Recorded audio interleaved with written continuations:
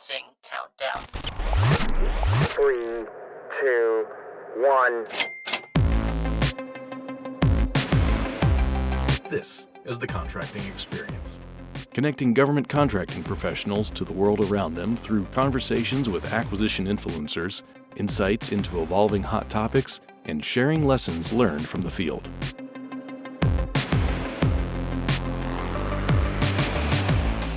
This next episode of the Contracting Experience podcast highlights the training and development opportunity that is open to civilian employees through the Civilian Developmental Education and Civilian Strategic Leader Program.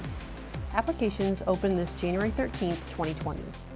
They closed for boarded programs on 7 February and non-boarded programs on 28 February 2020. If you are not able to apply for those dates, don't worry. This episode will still be helpful for you as it will identify things to consider when applying for CDE or leadership training, which can be valuable for next year's application as well.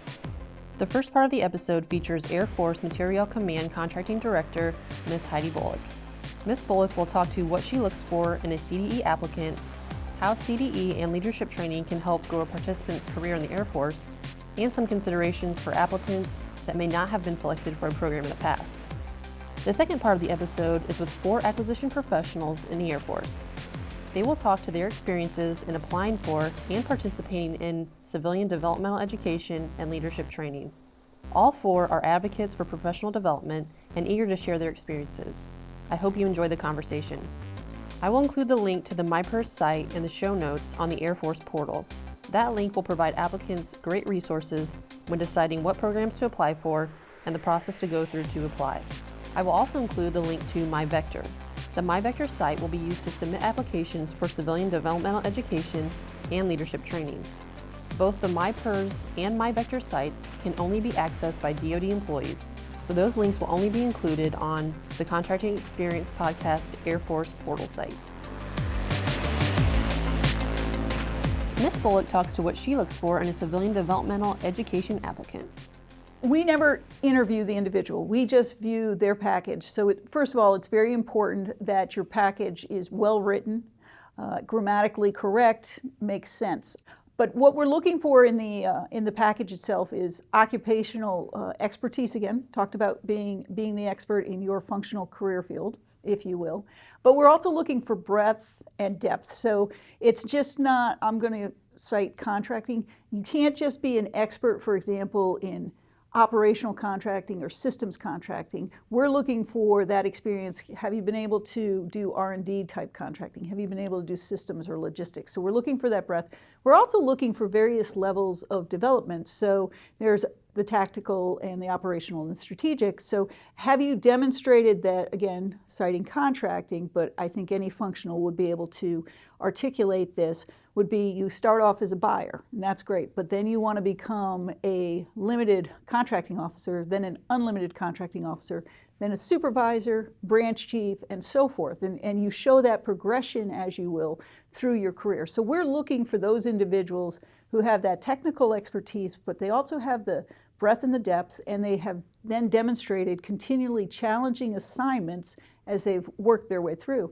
I'll say one of the potential tiebreakers in addition would be all-important professional military education, which again, sometimes these records are very close, both very well qualified individuals, and that tiebreaker may be that PME, that professional military education. And the last thing I'd ask the folks to think about as they put together their packages is, have you won any awards? And if so, make sure you highlight those in your packages, because I will tell you, if you can say that you are, say, the contracting supervisor of the year at Lifecycle Management Center, which is one of the largest centers in Air Force Materiel Command, I know that you've had a lot of competition for that award. So if you've won those types of levels of award at a center level or at a MAGCOM level, that demonstrates that you've really made the cut among a whole bunch of different individuals vying for that award. So again, highlight your awards, highlight the impacts of the duties that you're performing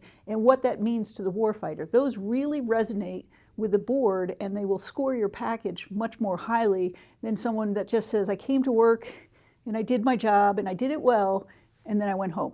So again, you want to highlight all of the great things that you're doing, the impact to the warfighter, any awards that you may have had, anything that distinguishes you from your peers. Ms. Bullock then talks to how CDE and leadership courses help the participant grow in their career in the Air Force. So I would say, again, the benefits of civilian developmental education is that you have courses available to you, whether you're a GS-9 or a GS-15, and everything in between. That's part one. Part two is it's free training. So your organization doesn't have to pay for it. It's centrally funded.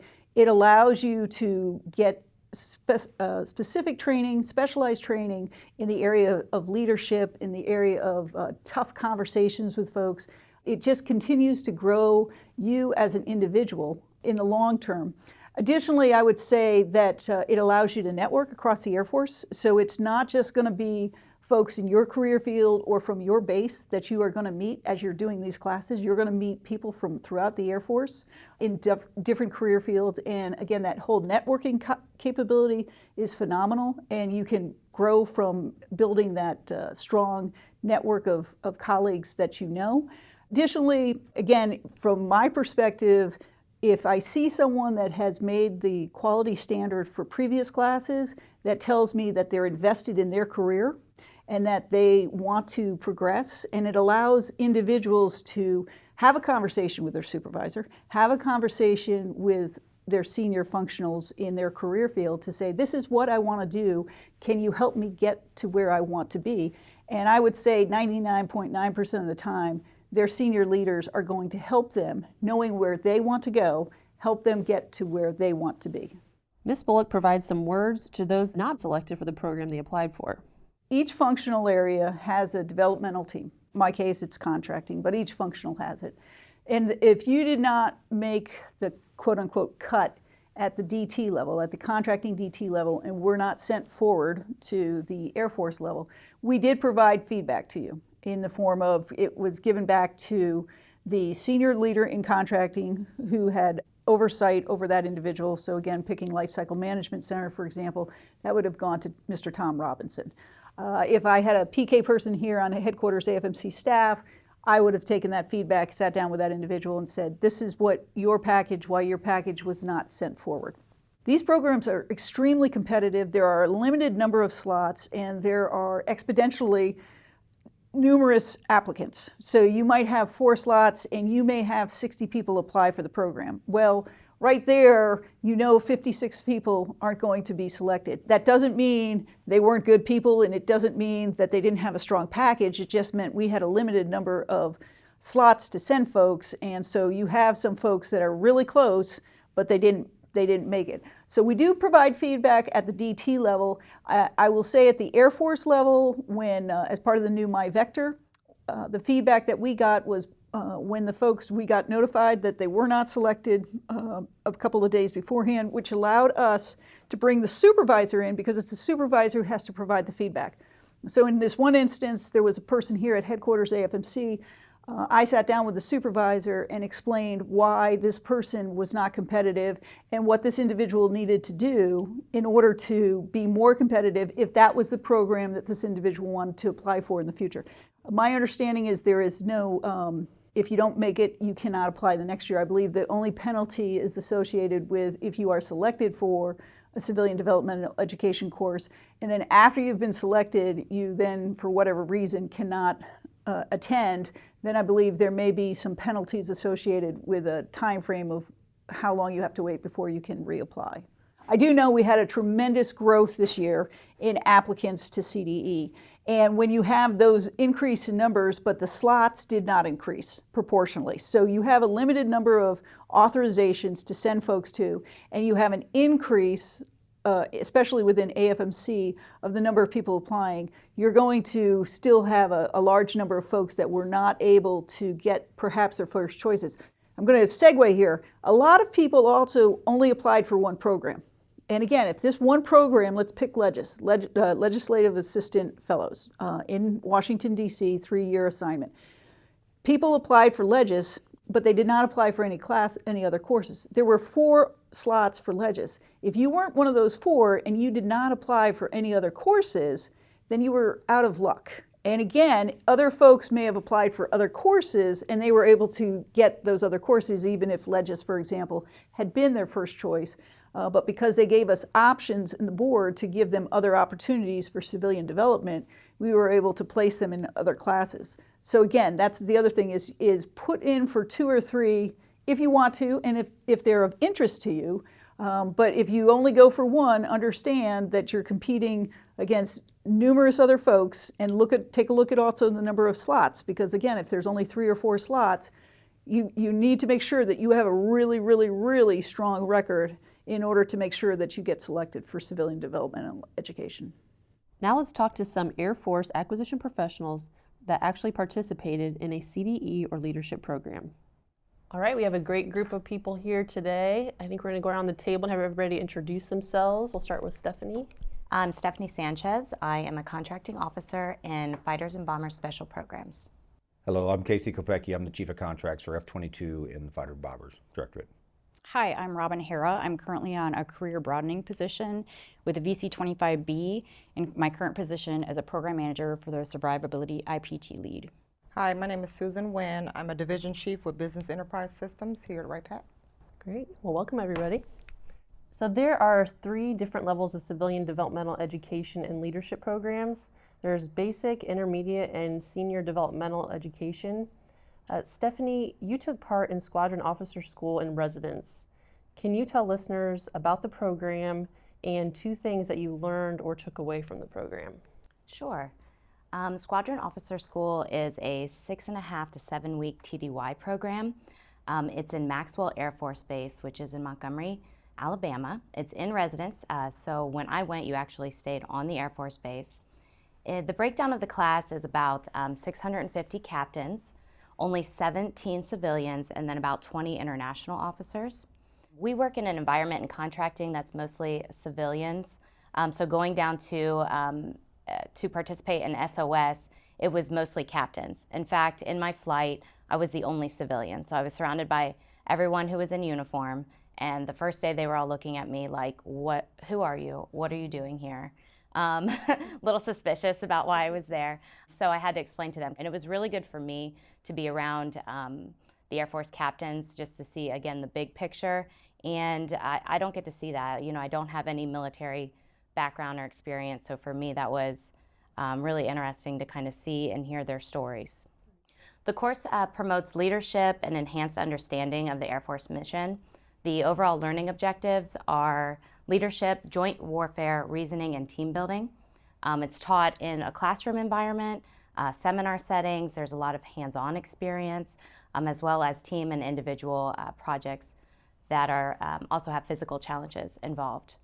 My takeaways would be that in my flight, I had several fighter pilots. I had an MQ-9 pilot, a nurse, psychologist, a couple cyber guys. So just the things you learn from the overall discussion about the Air Force and the big picture, it just kind of helps you tie back in the acquisitions into the Air Force big picture. So that I would say would be my main takeaway.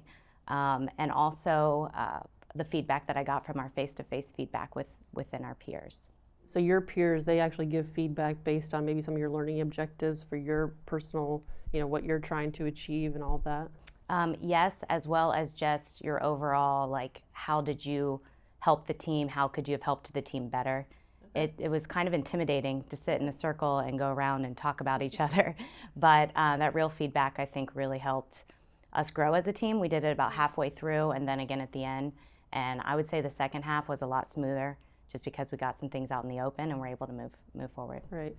And I mean, I think, like you said, it could be intimidating, but also that is a pretty good skill to be able to come back with now in your office to say, hey, if somebody's giving me feedback, maybe it's not in a negative way, maybe they're trying to make me better, or you're giving feedback to people trying to make them better. Yep, absolutely. I think the feedback too took place in an environment where you knew you were getting feedback. Right. So we didn't just go up to people and say, hey, you could be trying harder in the physical aspect, but right. It was a time where it was set up and we were ready to receive that feedback. Awesome. Robin, do you want to tell us about the program that you did? My program was the Executive Leadership Development Program. It's a very unique program in the fact that it provides the participants with extensive exposure to the roles and the missions of the entire DoD. Therefore, it's all services. It's a 10-month program, but that doesn't mean that you're TDY for the entire 10 months. We would be TDY for approximately a week to up to 18 days, depending upon our deployments. Some of our deployments were OCONUS, and but the majority of them were CONUS. Now, I will say that with ELDP, it provides, very similar to Stephanie, that it provides the opportunity to work in teams, and we did a bunch of personal assessments, and we gained our feedback, and we did that every time we had a deployment. So by the time that we were done with our 10 months, like you were saying, you actually had those feedbacks sessions. We had those feedback sessions at every deployment. And when you're with 60 plus people and you're traveling the world with 60 plus people, you get to have these amazing relationships with them. It's an opportunity of a lifetime. And I will say that with ELDP, I will get into a little bit later some personal experiences, but one of the main takeaways that they pound into us at graduation is we can't give away all the secrets because it is such an exciting program.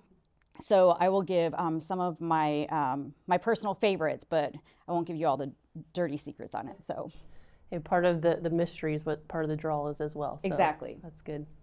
Thanks, Robin. Casey, would you like to talk about some of the senior level programs that you participated in? Sure. There's a couple of them that I've done somewhat recently. The first one was the Civilian Leadership Course, Strat Level 1, which I believe now is called the Air Force Civilian Leadership Course. It was very good. It was one of the first ones I took as a senior leader. It was a 1-week course in a beautiful location on the country in Virginia. They fed you 3 solid meals a day. You stayed on campus. Sign me up. It was amazing. But the thing that was great about it was in the morning they would teach us different things. In the afternoon they would bring in SESs from the Pentagon, and they would give us their career perspective. They talk about their career, what their jobs are, some of the things they feel that the Air Force is facing.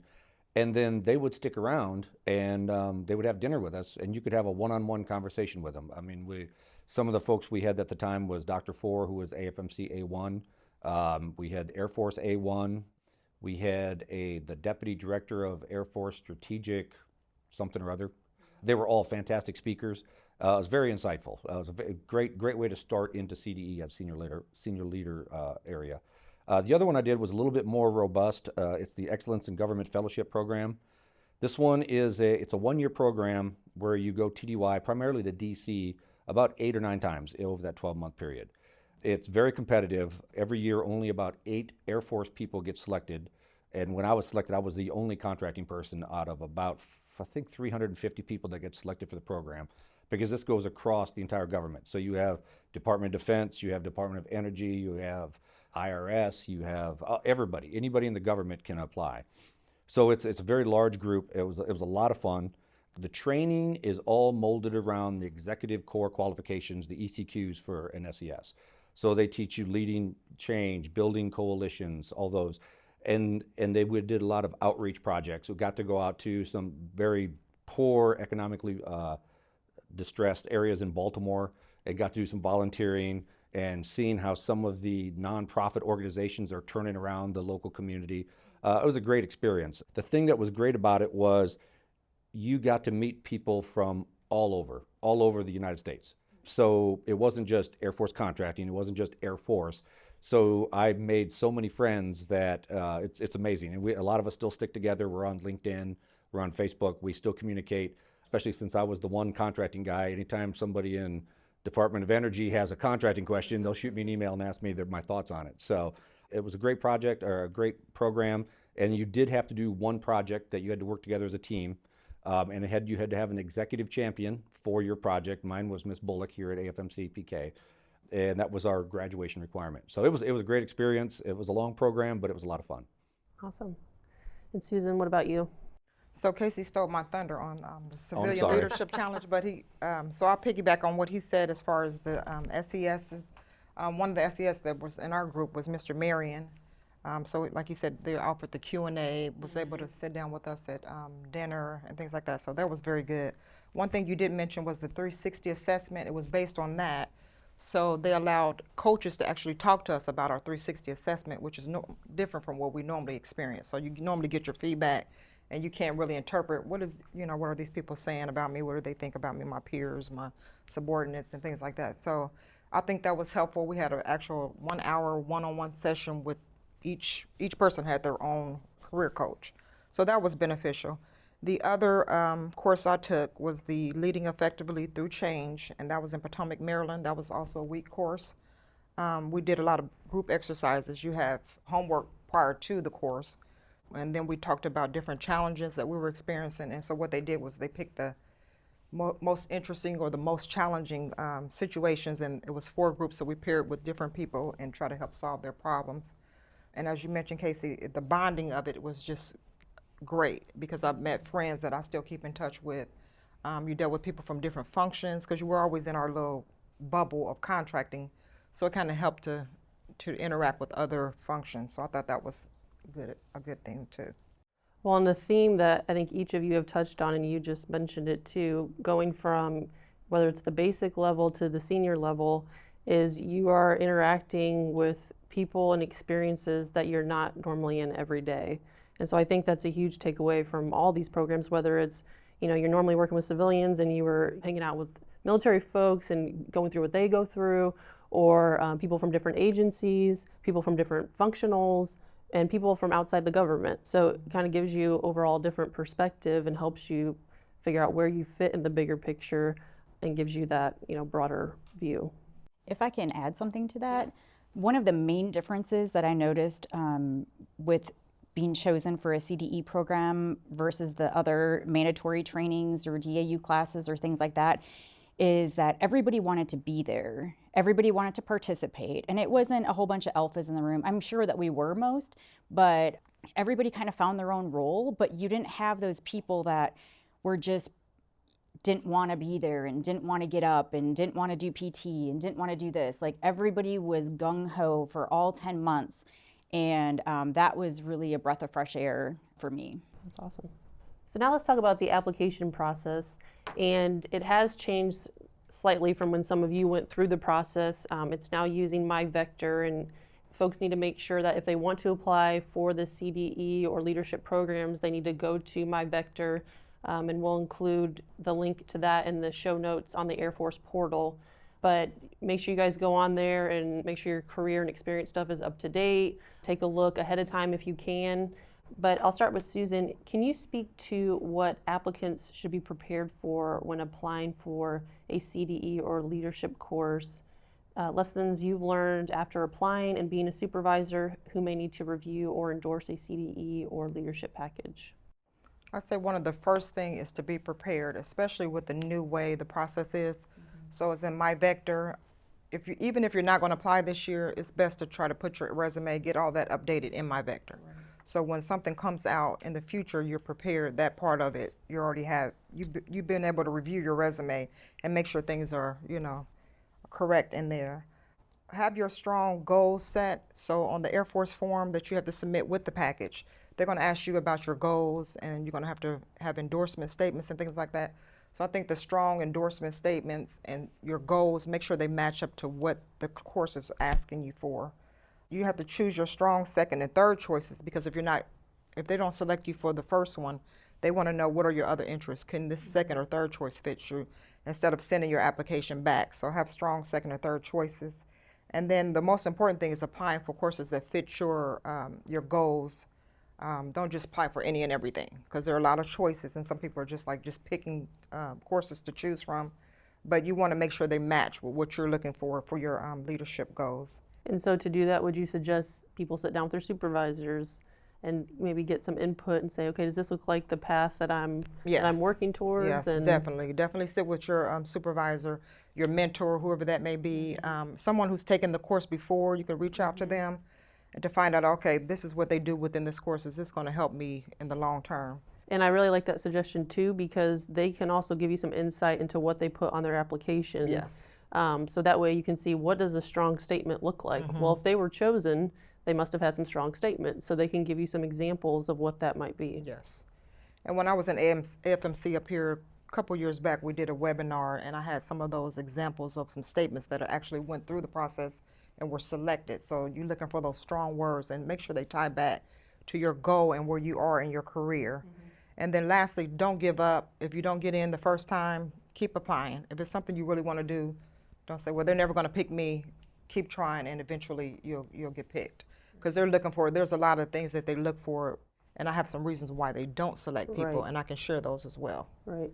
And some of the programs are more competitive than the other ones, you know, Yes. so it's like if you're going for a really competitive program, you may have to apply for Yeah. several years Yeah. before you get picked. Yeah, and they actually look at your resume, so they're just not choosing, oh, this person didn't get selected, we're going to choose them. They're actually looking for, have they had this breadth of experience for this particular program? It may be too advanced for them. So just make sure it matches up to where you are in your career. Anybody else want to share any tidbits on applying? So I think another really important part for new applicants is to know that they should be taking a stab at their supervisor block of endorsing them. And this is an opportunity for you just to brag about yourself. Know that they will change it, and but give them a starting point that will help, I think, the process go a little bit more smoothly. And the only other thing that I would add to help, or to add to Susan's, is talk with your family and also really research the program, because for example, with ELDP, because mine was a 10-month program and I was deployed a lot, I had to have my husband, I've got twins, and you know, he had to talk to his work to make sure that TDYs and things like that. So that was all laying flat before I even applied. So if I got picked, we knew that I was in, you know. I think that's really, really important for people to know. Definitely. Good point. And I'll just add too, the system is not over user friendly. So get in early, as has already been said, start early, start working on it. I'll also echo what Robin said. In addition to your supervisor's endorsement, if it is a boarded program or even a non-boarded, depending upon the route it goes, you or your supervisor will be required to write an endorsement statement for the endorser as well. So start drafting that as well too, because it will come back. And let me give you a couple more hints. I'm a sub-DT developmental team member, and unfortunately I will be reviewing a lot of these packages this year. And when we went down in December, we did some mock reviews to see things we're looking for. So you need to make sure your resume includes everything you're doing, to include if you have a warrant, what level it is, PME, have you finished your ACSC or SOS or Air War College, any other CDE classes you've taken, make sure that's on your resume, APDP certifications, and when you're talking about your experiences, make sure you're clear what you're doing, because as a sub-DT member, we, as Susan already mentioned, you know, we look at them and we have to grade them. And if the information's not on the resume, we can't give you credit for it. Even though if I knew, Amber, if I knew you were applying and you didn't put, oh, you have a warrant, I knew you had a warrant, but it's not on there, I can't give you credit for it. So it's very important. And we talk about competition.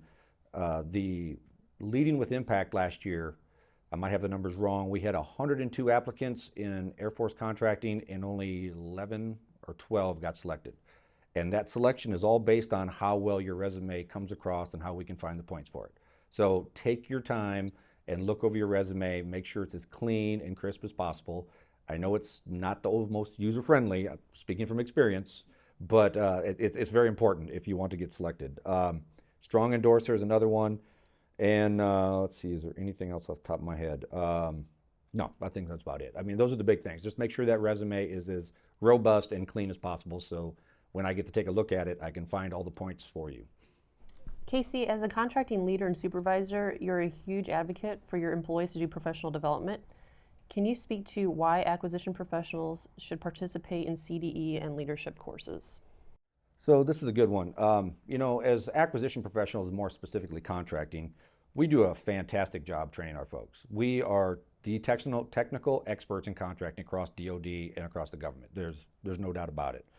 So what I would say though is, as we stand right now, we do a great job of training, but we also have the level of effort one going on where we're revamping a lot of the training and kind of stretching out, giving more courses.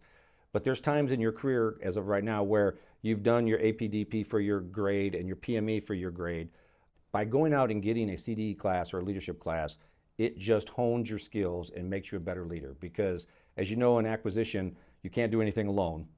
Contracting cannot do a single contract by itself without help from program management, logistics. And this leadership classes and the CDE will help you learn how to work with others, how to collaborate better, how to be better of a team member, being able to pull in the strengths and the weaknesses of everybody. So, because if everybody doesn't do their part, the team fails.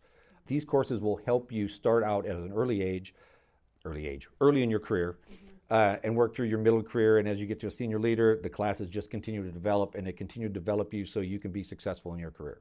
So for me, that's the best thing. I mean, like I said, we do the technical stuff. We're great with technical, but it's the soft skills and the leadership that helps round you out as a leader and helps you set you up for success as a senior leader in the future. Does anybody else want to add anything to that? Yeah, I agree with Casey. As far as the networking, I think that I'm an introvert, so it kind of forced you to do group projects and things like that. Learning about the other functions was key for me, and just developing your leadership skills as a whole. It helped me to be a better leader. I was coming in I had just got my 14, so it was just kind of at the right time for me. And I'm just looking for other senior leaders and sharing their experiences and things like that, so that was key for me. Do any of you have any insights for listeners on selecting the appropriate program or programs for yourself? So when you guys were going through, what steps did you go through to figure out which ones will work best for you? Or if you have employees, what steps do you try to take them through to figure out what programs are best suited for them?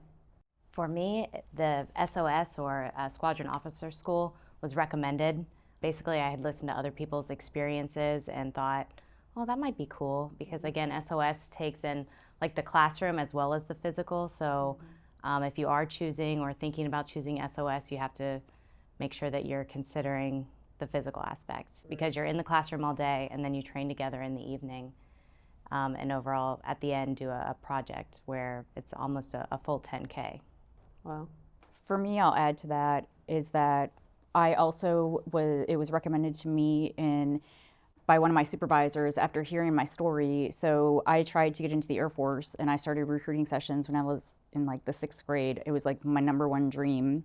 So after graduation, I was medically disqualified, and I was never able to be the electrician that I really wanted to be. And so come full circle, came to Wright State, got my master's, met my husband, found this contracting gig, and I was like, oh my gosh, I can help support and be a civil servant.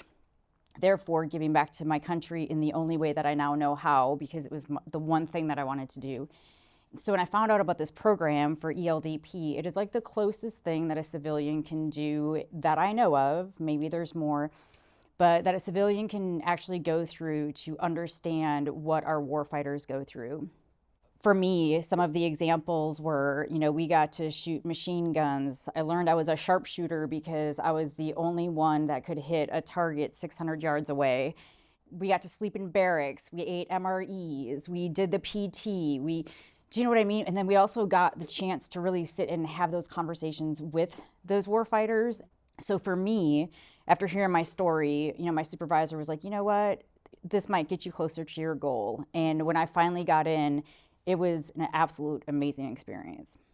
So Robin, what was one of your favorite memories of your participation in the Executive Leadership and Development Program or the leadership course that you were part of? Okay, so I just mentioned shooting. We did get to do a lot of shooting, and however, I will say that, there are so many, and I would love to, if anyone hears this podcast and wants to hear more about it. I can't give away all the secrets, but if you have any burning questions, please feel free to reach out to me.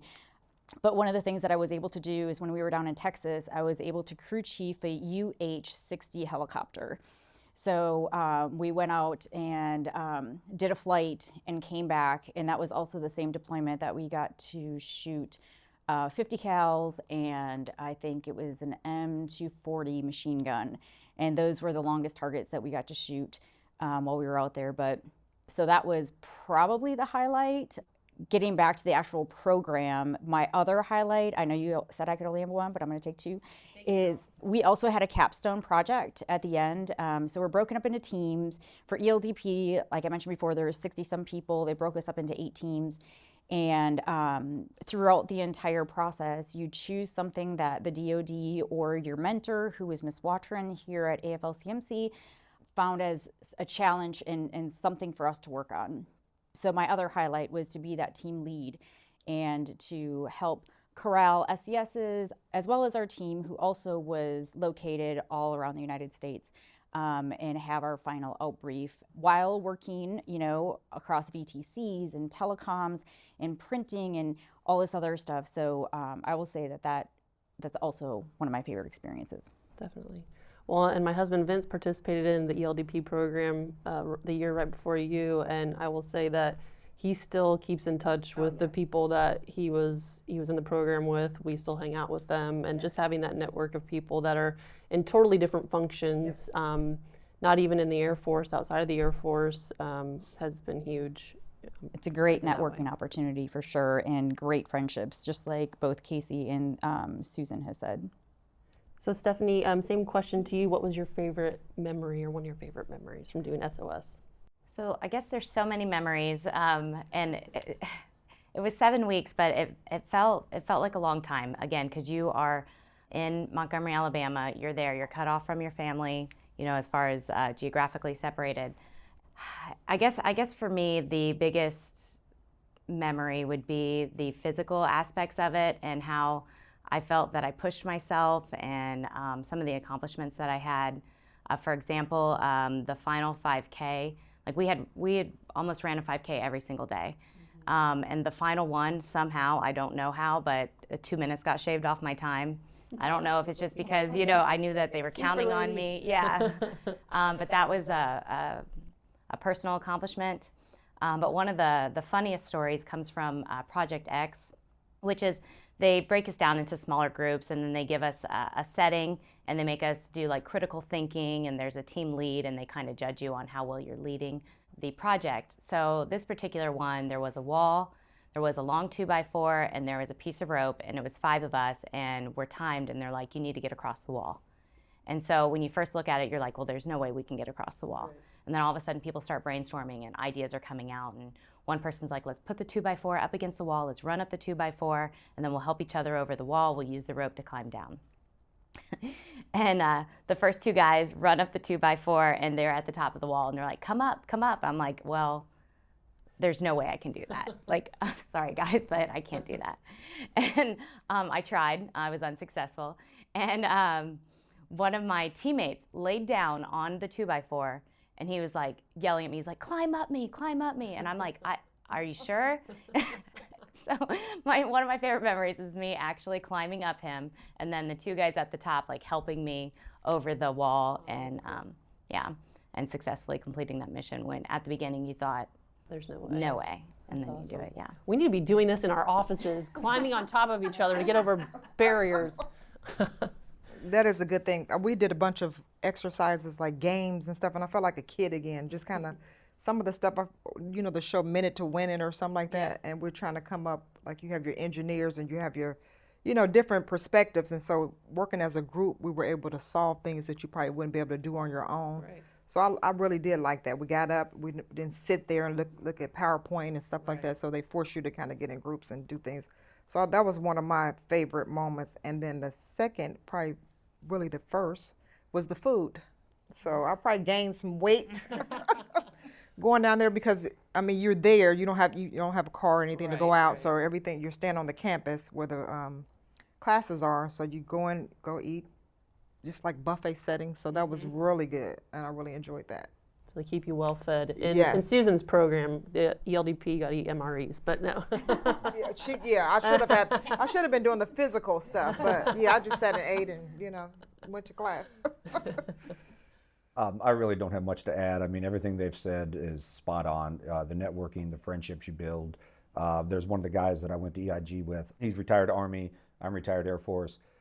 We just bonded from day one. He's my brother from another mother, and him and I went to 2 different football games together, just hanging out after the class. So, yeah, it's the network you build, the friendships you build.